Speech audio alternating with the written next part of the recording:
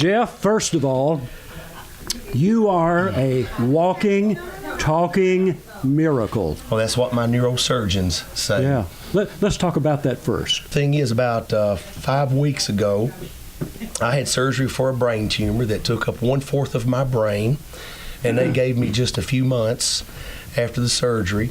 And when the report came back, they were expecting to fully give me about 2 months with this tumor because it was just so massive. And I wish I could have brought some pictures of the scans because you would fall over. It was literally, had my brain crushed over in this side of my skull. And, they didn't even think I'd wake up from the surgery, literally. And but while I was out, and I'm going to say something that maybe is going to shake some of you guys up, but I'd be lying if I didn't tell you. While I was out, Jesus came to see me, and I knew I was going to be okay. I believe you. And there was a whole lot happened. I don't have time to tell it.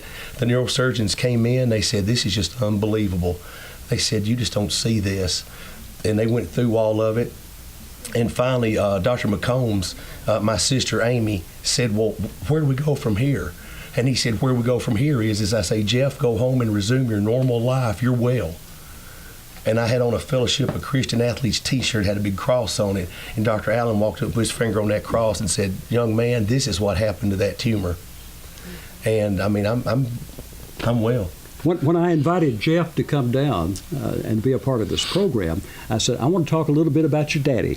When I started managing here, we started a program called Fearless Forecasters. I've heard of that. I think it's got a captive audience right here beside us in the graveyard. And it's still going. Yeah. Still going. And I think you've been one of the stars of that show.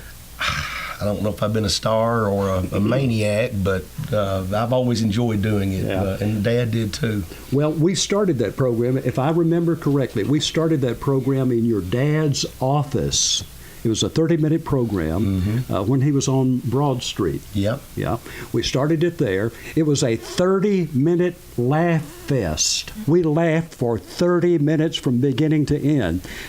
Jim Oakley Eminette was on there, and we were always teasing him. And especially when UT got beat, we would give Jim Oakley Eminette a crying towel for him to cry because UT got beat. Yeah. And your dad, of course, your dad was a great jokester, and we kept that going all the time. Oh yeah, it's funny. I was talking with Mike Foster the other day, good friend of mine, and I said something, just got him tore up. He was laughing. He said, Jeff, he said, I've known 5 generations of the Jameses, and you're all crazy. And I said, I know. I said, all of us male Jameses are just nuts. I mean, we make something out of anything. We have more fun than anybody, and it's just good, clean stuff. But yeah, the Fearless Forecasters has been awesome.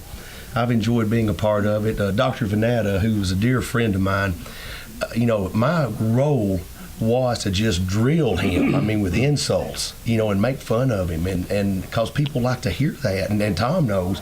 And about every month, I would make him do a disclaimer, because I'd get to feeling bad about what I was doing. I'd say, Doc, you got to tell him that we're friends.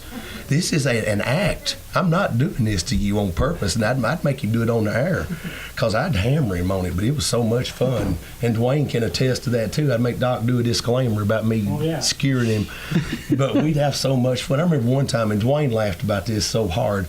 This was back when we had our family agency. We had a bunch of locations. And he's going to tell the same story I told him. Did you? Yeah, go ahead. Because he's laughed about this. But Doc said, Jeff, he said, y'all got a bunch of locations. Are you in Alexandria now? And I said, no, Doc, I'm right here in front of you. and he just brain locked. I mean, everything just stopped. It's like and I don't know how long we sat there. We're like, okay, moving right along. But Doc was so much fun. I always enjoyed him. Of course, I always enjoyed Ralph. I can't remember not knowing Ralph or his wife. Yeah. I think when I was... You call her Aunt, don't you? When I was born, of course, Dr. Twilla and Aunt Joe delivered me, but Aunt June was waiting to play with me outside, I think, before I was even born already, because I can't remember not knowing her. How many times did you change his diaper? Many. Yes, she did. I can't remember not knowing her, which is probably kind of bad for me. It probably hurt my development. Growing up, slowed me down.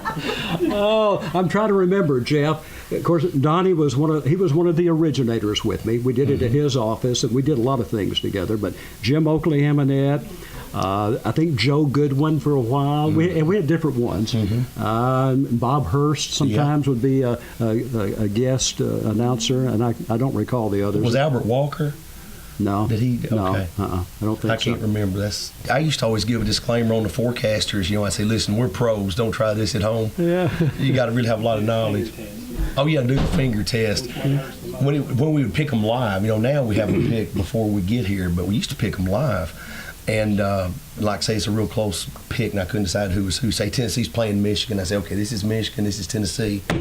Okay, that finger hurt worse. I'll pick Michigan. And it worked pretty good. It was a pretty good system, better than actually me trying to pick them.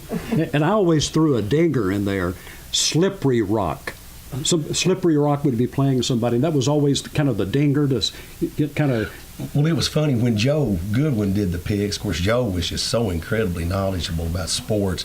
He would always pick all these games, and he'd pick one like that, like Slippery Rock playing, Gangland U from Los Angeles, and nobody knew anything about him. Joe said, well, Gangland U's beat him 182 games in a row. Everybody else picked Slippery Rock or whatever. So, yeah, Joe's good at doing that. Well, tell us some more funny stories about WJLE and as a young man growing up and later as one of the broadcasters here. Oh, gosh. Well, some of these stories I can't tell because I know where all the bodies are buried because I knew all of y'all. No, I'm joking. One funny story, again, Fearless Forecasters. I used to love to mess with Blake Walker's mind because we were, classmates and played football together, and then we were good buddies, but I could just mess with him. And because I heard him say one day, somebody said, why don't you get back with him, Blake, and cut him down? He said, you can't cut Jeff down. He said, it's just natural with him. He'll just get you one after another till you're beat, so he wouldn't do it. But anyway, one day I made an announcement. This is when we were still on Fridays. I made an announcement that at the homecoming that night that Coach Cantrell, as a tribute to his job in college, was going to come out and do a contortionist act at halftime. And I went and told all this stuff Coach Cantrell was going to do, and when I got finished, Blake was sitting there just looking at me, and he said, really? And I like to fell over. I said, no, Blake. Because I said he was going to get like in a shoebox. And he said, really? So we just used to love to do stuff like that. Like I said, with Dr. Vanetta, we'd always aggravate Doc and aggravate each other. We just had fun. Talk about a laugh fest.